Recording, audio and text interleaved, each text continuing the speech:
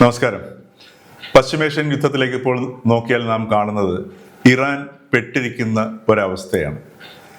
ഏറ്റവും ഒടുവിലത്തെ സംഗതി എന്ന് പറയുന്നത് റഷ്യ പാളം വലിച്ചു.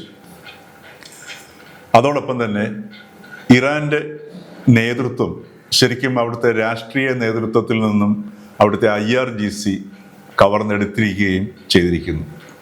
ഈ പശ്ചാത്തലത്തിലാണ് ഇസ്ലാമാബാദിൽ രണ്ടാം വട്ട ചർച്ച ഇപ്പോൾ നടക്കുന്നതിനെക്കുറിച്ച് ചിന്തിക്കുന്നതും നടക്കാനുള്ള തയ്യാറെടുപ്പുകൾ നടക്കുന്നതും. ഒന്നാം വട്ട ചർച്ചയിൽ ഉണ്ടായിരുന്ന രാഷ്ട്രീയ സാഹചര്യം ആകെ തന്നെ മാറിയിരിക്കുകയും ചെയ്യുന്നു. കാരണം ഇനിയിപ്പോൾ രാഷ്ട്രീയ നേതൃത്വത്തിന് എത്രമാത്രം ഈ ചർച്ചയിൽ ഇറാന്റെ ഭാഗത്തു നിന്ന് ക്രിയാത്മകമായി പങ്കെടുക്കാം എന്നുള്ളതും കണ്ടറിയേണ്ടിയിരിക്കുന്നു. ഇപ്പം റഷ്യ പാളം വലിച്ചതാണ് ഈ ഇറാന് സംഭവിച്ചിരിക്കുന്ന ഏറ്റവും വലിയ ഒരു ഇരുട്ടടി എന്ന് പറയാവുന്നത്. കാരണം ഇറാന്റെ ബുഷറിലുള്ള ആണവ നിലയം പ്രവർത്തിപ്പിച്ചിരുന്നത് മുഴുവൻ ശരിക്കും റഷ്യയിൽ നിന്നുള്ള ശാസ്ത്രജ്ഞരും അതേപോലെ തന്നെ സാങ്കേതിക വിദഗ്ധരെയും കൊണ്ടാണ്. ഈ യുദ്ധം തുടങ്ങിയപ്പോൾ തന്നെ കുറേ ആൾക്കാർ റഷ്യ പിൻവലിച്ചിരുന്നു. ഏറ്റവും ഒടുവിൽ ഒറ്റയടിക്ക് ബുഷറിലെ ആണവ കേന്ദ്രത്തിൽ നിന്ന് 700 പേരെയാണ് റഷ്യ പിൻവലിച്ചിരിക്കുന്നത്. അതായത് ഇപ്പോൾ ബുഷർ ആണവ നിലയ കേന്ദ്രം ഏതാണ്ട് പൂർണ്ണമായി തന്നെ നിശ്ചലമായ അവസ്ഥയെത്തി. മാത്രവുമല്ല, അമേരിക്കയുടെയും ഇസ്രയേലിൻ്റെയും സഹകരണത്തോടു കൂടി അർമേനിയ വഴിയാണ് ഈ 700 പേരെയും റഷ്യ പിൻവലിച്ചത് എന്നുള്ളതാണ് ഈ യുദ്ധത്തിലെ ഏറ്റവും പ്രധാനപ്പെട്ട വിഷയം. ഇതിൻ്റെ കാരണം എന്ന് പറയുന്നത്, ഈ യുദ്ധം തുടങ്ങിയതിന് ശേഷം ഈ യുദ്ധത്തിൽ ഏറ്റവും കൂടുതൽ കൊയ്ത്ത് നടത്തിയതും റഷ്യയാണ്. കാരണം റഷ്യയുടെ എണ്ണയ്ക്ക് ഗംഭീരമായ മാർക്കറ്റാണ് ഉടലെടുത്തിരിക്കുന്നത്. ഇപ്പം ഇറാനിലെ ഹോർമൂസ് കടലിടുക്കിൽ അമേരിക്ക ഉപരോധം ഏർപ്പെടുത്തിയോടുകൂടി ഇറാനിൽ നിന്ന് ചൈനയിലേക്കുള്ള എണ്ണ, ചൈനയുടെ 90% ഇന്ധന ആവശ്യങ്ങളും നിറവേറ്റിയിരുന്നത് ഇറാനിലെ എണ്ണയിലൂടെയാണ്. ആ എണ്ണ പൂർണ്ണമായിട്ട് നിലച്ചോടുകൂടി റഷ്യ രംഗപ്രവേശം ചെയ്തിരിക്കുകയും റഷ്യ ചൈനയ്ക്ക് ആവശ്യമായിട്ടുള്ള എണ്ണ മുഴുവൻ കൊടുക്കാമെന്ന് ഏതാണ്ട് സമ്മതിക്കുകയും ചെയ്യുന്ന അവസ്ഥയിലെത്തിയിരിക്കുന്നു. മാത്രവുമല്ല, അതൊരു ദീർഘകാല കരാറിലേക്ക് പോകത്തക്ക രീതിയിലാണ് റഷ്യ ചൈനയുമായി ഈ ഇടപാടിൽ ഏർപ്പെടാൻ പോകുന്നത്. ഇത് ചൈനയ്ക്കും അറിയാം ഭാവിയിൽ ഇത് കുരുക്കാകുമെന്ന്. പക്ഷേ കാരണം നിവൃത്തിയില്ല. കാരണം അവർക്ക് അവരുടെ ഊർജ ആവശ്യങ്ങൾ അത്ര വലുതാണ്. അതിനൊട്ടും തടസ്സം വന്നു കഴിഞ്ഞാൽ അത് ചൈനയെ മുഴുവൻ ബാധിക്കും. അതുകൊണ്ട് സ്വാഭാവികമായിട്ടും റഷ്യക്ക് ചൈനയുമായി ഈ ഇന്ധന കരാറിൽ ഏർപ്പെട്ടേ നിവൃത്തിയുമുള്ളൂ. മാത്രവുമല്ല, അവിടെ നിന്ന് അവർക്ക് എണ്ണ കൊണ്ടുപോകാനുള്ള ഈ പൈപ്പും അതിൻ്റെ നിർമ്മാണവും നടക്കുന്നുണ്ട്. അപ്പം അത് റഷ്യ ദീർഘകാല അടിസ്ഥാനത്തിലുള്ള ഒരു പദ്ധതിയാണ് ആ രീതിയിൽ തയ്യാറാക്കുന്നത്. അതിനനുകൂലമായൊരു സാഹചര്യം വന്നപ്പോൾ പുടിൻ അതിസമർത്ഥമായിട്ട് ഇറാനെ അക്ഷരാർത്ഥത്തിൽ ചതിക്കുക തന്നെയാണ് ചെയ്തിരിക്കുന്നത്. മാത്രവുമല്ല, ഇറാന്റെ ഭാഗത്തു നിന്ന് എക്കാലത്തും തങ്ങളോടൊപ്പം ഉണ്ടാകുമായിരുന്ന ഒരു സുഹൃത്ത് രാജ്യമാണ്, ഏത് ദുർഘട സാഹചര്യത്തിലും തങ്ങളോടൊപ്പം ഉണ്ടാകുമായിരുന്നു എന്ന് കരുതിയിരുന്ന റഷ്യയാണ് ഇപ്പോൾ പാളം വലിച്ചിരിക്കുന്നത്. 2022 ഈ റഷ്യ ഉക്രൈൻ യുദ്ധം തുടങ്ങിയതിന് ശേഷം അതിൽ തുടർന്ന് വന്ന ആ ശൈത്യകാലത്ത് റഷ്യയുടെ പക്കലുള്ള ആയുധങ്ങളിൽ ഗണ്യമായ കുറവ് നേരിട്ടു. മാത്രമല്ല, ഫലപ്രദമായ ആക്രമണം നടത്തുന്നതിന് തടസ്സവും ഉണ്ടായി. ആ സമയത്താണ് ഇറാൻ തങ്ങളുടെ ഡ്രോണുകൾ, ആ ഡ്രോൺ നിർമ്മാണത്തിൽ ഇറാൻ അതിവിദഗ്ധമായ അല്ലെങ്കിൽ അതിഗംഭീരമായ വൈദഗ്ധ്യം നേടിയിരുന്നു.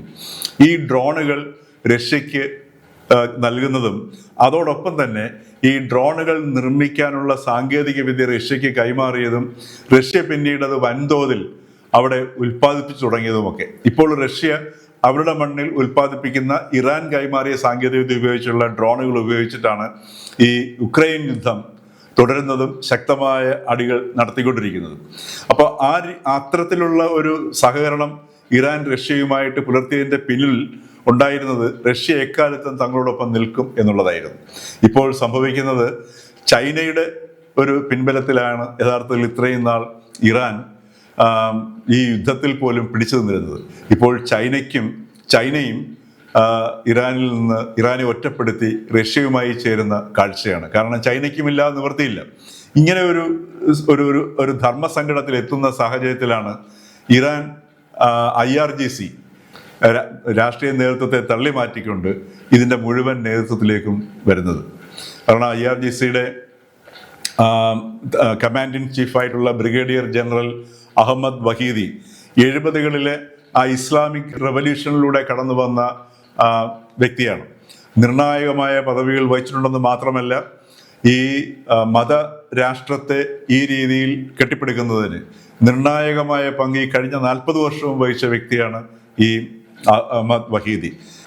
2022 മെഹ്സാമിനി എന്ന യുവതി ഹിജാബ് വേണ്ട വിധം ധരിച്ചില്ല എന്നതിൻ്റെ പേരിൽ അറസ്റ്റ് ചെയ്യപ്പെടുകയും ആ അമിനിയുടെ മരണത്തിന് ഉത്തരവാദിയായി കരുതപ്പെടുകയും ചെയ്യുന്ന വ്യക്തിയാണ് ഈ ജനറൽ അഹമ്മദ് വഹീദി. മാത്രവുമല്ല, ഇന്റർപോളിന്റെ റെഡ് നോട്ടും ഈ ജനറൽ വഹീദിക്കെതിരെ പ്രഖ്യാപിച്ചിട്ടുണ്ട്. അതിൻ്റെ കാരണം 1994 അർജന്റീനയിലെ ബ്യൂണസ് ഐറസിലെ ഒരു ജൂത കേന്ദ്രത്തിന് നേരെ ബോംബാക്രമണം ഉണ്ടായതിൻ്റെ പേരിലാണ്. അതിൽ ഏതാണ്ട് 50-ലേറെ ജൂത വംശജർ കൊല്ലപ്പെട്ടിരുന്നു.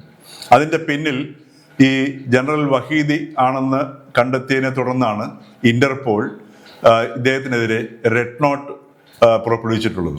അപ്പം ഈ രീതിയിലുള്ള ഒരു സൈനിക മേധാവിയും അതോടൊപ്പം തന്നെ രാഷ്ട്രീയ പരിചയവുമുള്ള, കാരണം അദ്ദേഹം ആഭ്യന്തരമന്ത്രിയും പ്രതിരോധ മന്ത്രിയുമായിട്ട് ഇറാനിൽ പ്രവർത്തിച്ചിട്ടുണ്ട്. അപ്പം ഈ രീതിയിലുള്ള ഒരു വ്യക്തിയാണ് ഇപ്പോൾ IRGCയുടെ മുകളിൽ വന്നിരിക്കുന്നതും ഇറാന്റെ നിയന്ത്രണം ഏറ്റെടുത്തിരിക്കുന്നത്. അപ്പോൾ രാഷ്ട്രീയമായിട്ടുള്ള ഇടപെടലുകൾ, മറ്റ് രാജ്യങ്ങളുമായിട്ടുള്ള നയതന്ത്ര ഇടപെടലുകൾ ഇതുവരെ തുടർന്നു വന്നതിൽ നിന്നും വ്യത്യസ്തമായി ഒരുപക്ഷെ അത് നിലച്ചിരിക്കുന്നു.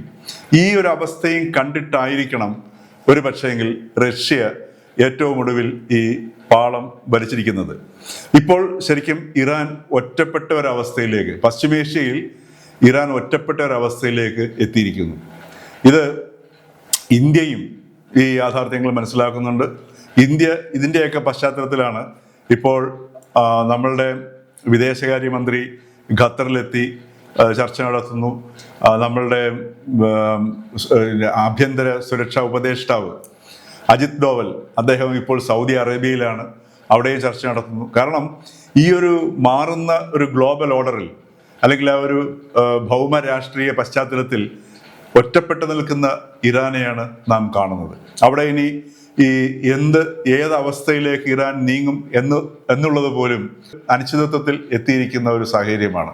കാരണം ഇപ്പോൾ ട്രംപ് പറയുന്നു, ഇസ്ലാമാബാദിൽ നടക്കുന്ന 2ാം ഘട്ട ചർച്ചയിൽ ഇറാൻ അംഗീകരിക്കാവുന്ന ഒരു പദ്ധതിയാണ് തങ്ങൾ മുമ്പോട്ട് വയ്ക്കുന്നത്, അല്ലെങ്കിൽ അവിടെയുള്ള സകല പാലങ്ങളും സകല സംവിധാനങ്ങളും അവിടെയുള്ള റിഫൈനറികളും എല്ലാം തകർത്ത് കളയും എന്നാണ് അദ്ദേഹം പറഞ്ഞിരിക്കുന്നത്. അപ്പോൾ ഇത്തരം ഒരു സാഹചര്യത്തിൽ ഇപ്പം റഷ്യയും ചൈനയും ഒക്കെ പിന്മാറി നിൽക്കേണ്ടി വരുന്ന ഒരു സാഹചര്യത്തിൽ ട്രംപിന് ഈ പറഞ്ഞതുപോലെ അദ്ദേഹത്തിൻ്റെ മുഷ്ക് പൂർണ്ണമായിട്ടും പ്രയോഗിക്കാൻ പറ്റിയ ഒരു സാഹചര്യവും ഉരുത്തിരിഞ്ഞു വന്നിരിക്കുന്നു.